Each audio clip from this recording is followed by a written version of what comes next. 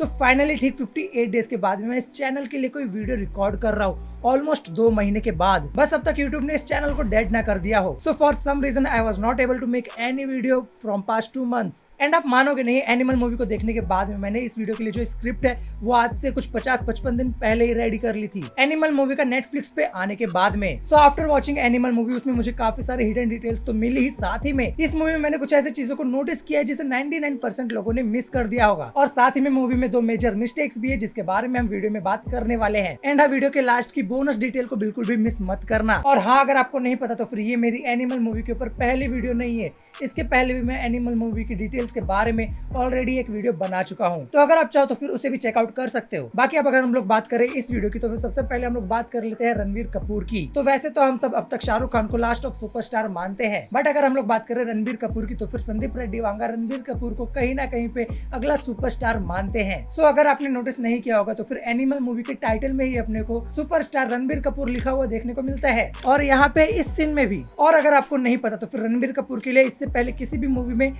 Superstar word का use नहीं किया गया है। अगर आप रणबीर कपूर की एनिमल मूवी के पहले की तू झूठी मैं मक्कार मूवी को देखते हो तो उसमें भी आपको ऐसा कुछ देखने को नहीं मिलता है। इनफैक्ट ब्रह्मास्त्र मूवी में भी अपने को ऐसा कुछ देखने को नहीं मिला था। तो ऐसा हम बोल सकते हैं कि रणबीर कपूर एनिमल मूवी के बाद में नेक्स्ट सुपरस्टार बनने की सीढ़ी पे चढ़ चुके हैं। Anyways, before moving to the next detail मैं आपको ये बता दूं कि मैं इस वीडियो में इस स्टार्टिंग के सीन के बंदर वाली कहानी के बारे में बात नहीं करने वाला हूँ, क्योंकि इसके बारे में मैंने अपनी पिछली वीडियो में काफी ज्यादा बात ऑलरेडी कर रखी है। बट इस स्टार्टिंग वाले सीन में एक ऐसी हिडन डिटेल है जो कि काफी ज्यादा इंटरेस्टिंग है और मुझे पर्सनली काफी ज्यादा इंटरेस्टिंग लगी, लेकिन इसके बारे में वीडियो में आगे बात करेंगे। नाउ हम सबको पता है कि रणविजय माइकल जैक्सन से काफी ज्यादा इंस्पायर्ड था, जो कि हमें इसके कमरे में ये पोस्टर देखने के बाद मालूम पड़ जाता है, और इस चीज को बहुत लोग ने काफी पहले ही नोटिस कर लिया था। बट रणविजय माइकल जैक्सन से इंस्पायर्ड है, इसका सिग्निफिकेंट अपने को मूवी के स्टार्टिंग में और 2 सीन्स में देखने को मिलता है, जिसमें सबसे पहले ये वाला सीन जहाँ पे रणविजय का hair style almost Michael Jackson के जैसा ही है। एंड सेकंड, रणविजय गीतांजलि के घर पे एंटर करते टाइम पे मून वॉक करते हुए इस पार्टी में अंदर जाता है। नेक्स्ट डिटेल की बात करूँ तो फिर इसी सीन में रणविजय की एंट्री के टाइम पे यहाँ पे एक ओल्ड सॉन्ग बजता है,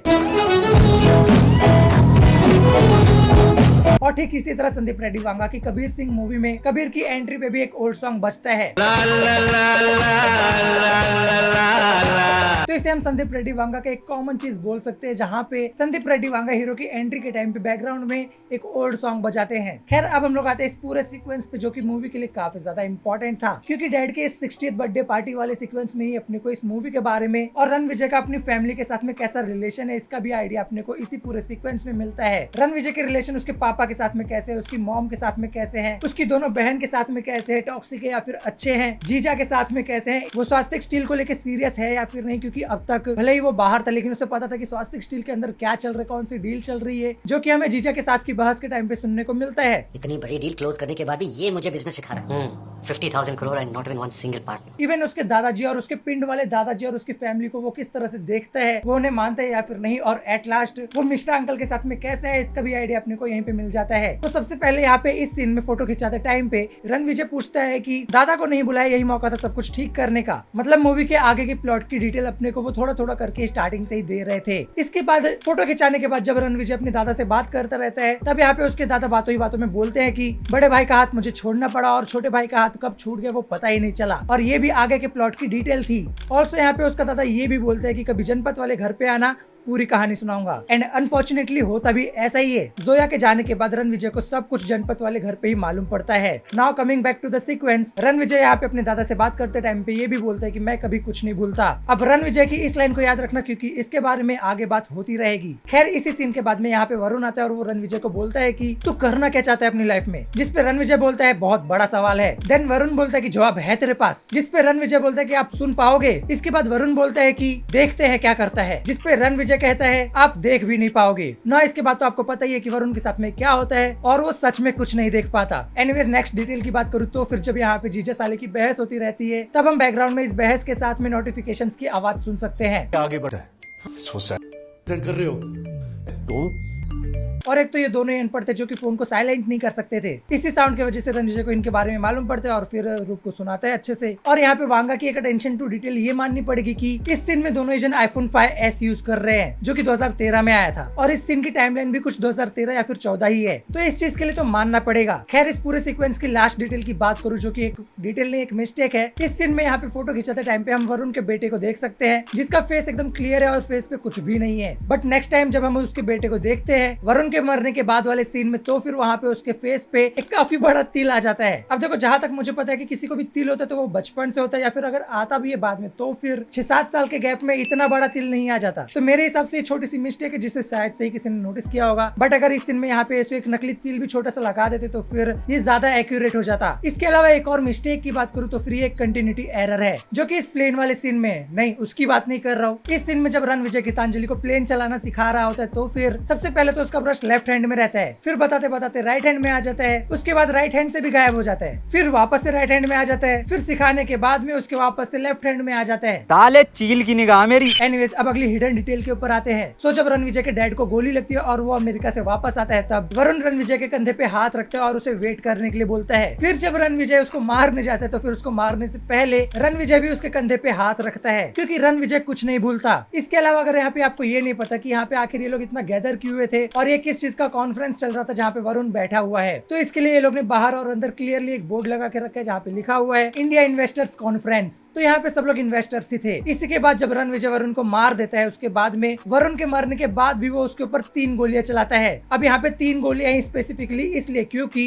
रणविजय के बाप को 2 गोली लगी थी, इसलिए वो 2 गोली और 2-3 सेकंड रुक के 1 गोली, क्योंकि कॉलेज के इंसिडेंट के बाद में वो अपनी बहन को बोलता है कि अगली बार किसी ने ऐसा किया तो फिर मैं उसे गोली मार दूंगा। तो 1 गोली उसकी बहन की तरफ से। मैंने कहा था ना रणविजय कुछ नहीं भूलता। नेक्स्ट इस सीन में जब रणविजय स्पीच दे रहा होता है तब स्पीच देने के बाद रणविजय अपनी फैक्ट्री में सब लोग को एकदम घूर के देखता है। अब यहाँ पे रणविजय सबको घूर के इसलिए नहीं देख रहा होता कि यहाँ पे सब लोग उसकी तरफ है और चिल्ला रहे हैं। वो यहाँ पे सबको घूर के इसलिए देख रहा था क्योंकि हो सकता है कि इस फैक्ट्री में कोई गद्दार हो सकता है और उसके हाव भाव से वो उसको पहचान ले, सेम रोलेक्स की तरह। नेक्स्ट बलबीर सिंह के बर्थडे के टाइम पे रणविजय बहन और भाई की बातों के बीच में वरुण को बोलने से मना करता है, आई मीन दूर रहने को बोलता है। ठीक उसी तरह यहाँ पे उसकी बहन भी गीतांजलि को रणविजय और उसकी बातों से दूर रहने को बोलती है। लगता है अपने भाई पे गई है, ये भी कुछ नहीं भूलती। एनीवेज अगले चीज के बारे में बात करूँ तो फिर वरुण के भाई को रणविजय ने नहीं मारा क्योंकि वो कहता भी है कि does he know that we killed his brother, जिसके बाद में रणविजय बोलता है कि then he won't say anything. और वैसे भी रणविजय किसी को भी बिना मतलब का नहीं मारता है। जैसे कि अबरार की वाइफ को ही ले लो, अबरार के घर का ये वाला बंदा जो कि यहाँ पे देखने को मिलता है, उसके बाद रनवे पे अबरार के भाई अबीद को भी ये लोग कहाँ पे मारते हैं, बिना किसी मेजर रीजन वो किसी को भी नहीं मारता। खैर इसके अलावा मुझे लगता है कि एनिमल पार्क में वरुण का बेटा और वरुण का भाई भी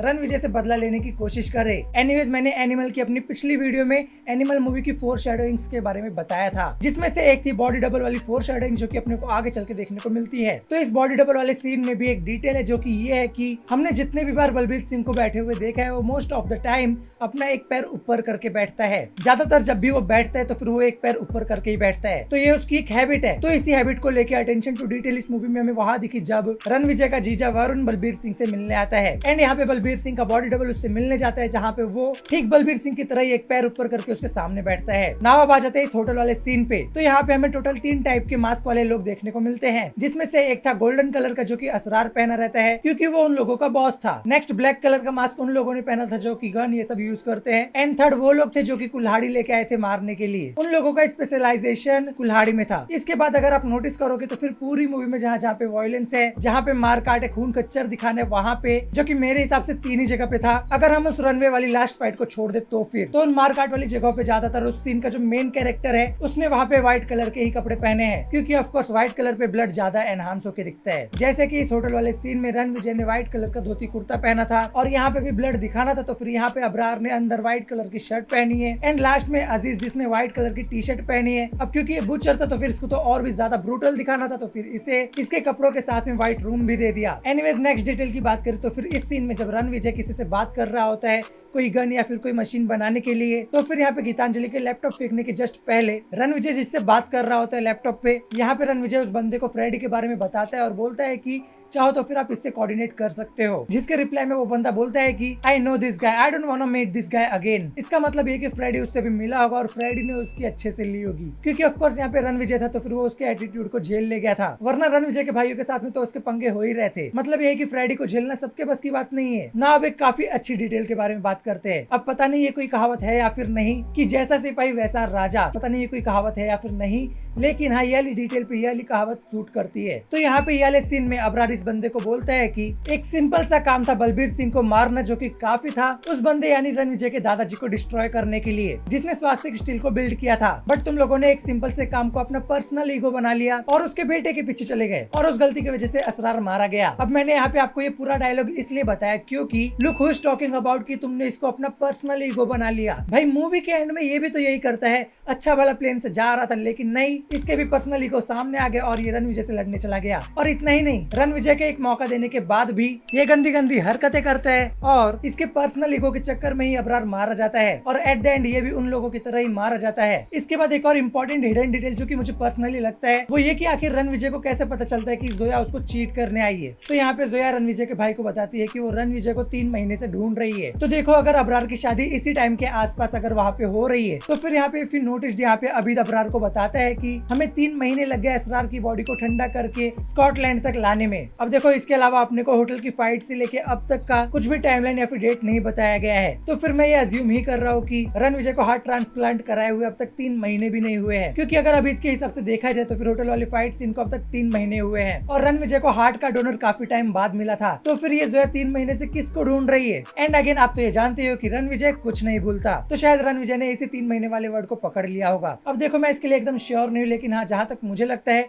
यही रीजन होगा। बाकी अगर आपको पता है तो फिर आप मुझे कमेंट सेक्शन में बता सकते हो ना। अब हम लोग बात कर लेते हैं उस डिटेल के बारे में जिसके बारे में मैंने स्टार्टिंग में बात की थी, जो कि मूवी के स्टार्टिंग के इस सीन में था। तो फिर यहाँ पे इस सीन में जब इस बंदे की एंट्री होती है, जो भी है ये रणविजय या फिर अजीज, जब इसकी एंट्री होती है तो फिर वो लेफ्ट हैंड में पकड़ी हुई ग्लास से होती है और अजीज की जब एंट्री होती है तो फिर वो भी लेफ्ट हैंड साइड से होती है और उसके हाथ में कोयता रहता है। मतलब ये कि ये दोनों ही सीन काफी सिमिलर वे में शूट किए गए हैं। ऊपर से अजीज की कमर पे हाथ रखने की आदत है और यहाँ पे भी ये बंदा अपने कमर पे हाथ रखता है। अब आप समझ ही सकते हो कि मैं क्या बोलना चाह रहा हूँ। तो मे भी ऐसा हो सकता है कि एक हिंट हो वांगा की तरफ से। एनीवेज ये तो अपने को आगे चल के एनिमल पार्क में मालूम ही पड़ जाएगा, लेकिन ये बंदा कुछ जाना पहचाना नहीं लग रहा है। साथ निभाना साथिया का अहम, जिसको हमेशा मीटिंग में जाना रहता है ना। अब एकदम लास्ट डिटेल जो कि ये है कि गीतांजलि भी बलबीर सिंह को अंकल ही बोलती है, ना कि पापा, क्योंकि ऑफ कोर्स उसको पता ही होगा कि रणविजय को उसके या फिर उसकी बहनों के अलावा बलबीर सिंह को कोई पापा बोलता है तो उसे अच्छा नहीं लगता ना। अब आप लोग वीडियो में यहाँ तक पहुंच गए हो तो लास्ट में आप लोगों के लिए ये बोनस डिटेल, जिसे मेरे हिसाब से किसी ने भी नोटिस नहीं किया होगा। तो स्टार्टिंग के इसी सीन में रणविजय या फिर अजीज जो भी ये बंदा है, उसके इस ग्लास पे आप लोग इस कैमरामैन का रिफ्लेक्शन देख सकते हो। संदीप रेड्डी वांगा ने पूरी मूवी में इस चीज का ध्यान दिया, लेकिन यहाँ पे मूवी के स्टार्टिंग में ही वांगा साहब पकड़े गए। तो यही थे वो सारे हिडन डिटेल्स जो कि मुझे इस मूवी में मिले हैं। बाकी आपको कौन से मिले हैं वो आप मुझे कमेंट सेक्शन में बता सकते हो। और हाँ, इस वीडियो में मैंने एकदम कॉमन हिडन डिटेल्स को मेंशन नहीं किया है जो कि आसानी से मिल जाएंगे। वैसे मैंने स्क्रिप्ट में लिखी तो बहुत सारी थी, लेकिन वीडियो में मैंने कुछ जानबूझ के कवर नहीं किए। बाकी सालार के ऊपर भी मैंने 2 महीने पहले स्क्रिप्ट बना के रखी थी। तो फिर आप ही बताओ कि आपको उस पर भी वीडियो चाहिए या फिर नहीं, मुझे कमेंट सेक्शन में बता देना। इसके अलावा अगर आपको वीडियो अच्छी लगी हो तो वीडियो को लाइक कर देना और चैनल पे नए हो तो चैनल को सब्सक्राइब कर देना। इससे एल्गोरिथम में हेल्प मिलेगी और ये जो मेरा चैनल डेड हो चुका है मे बी ये भी शायद रिवाइव हो जाए। तो प्लीज लाइक और कमेंट करना बिल्कुल भी मत भूलना। बाकी मिलूंगा मैं आपको अगली वीडियो में, तब तक के लिए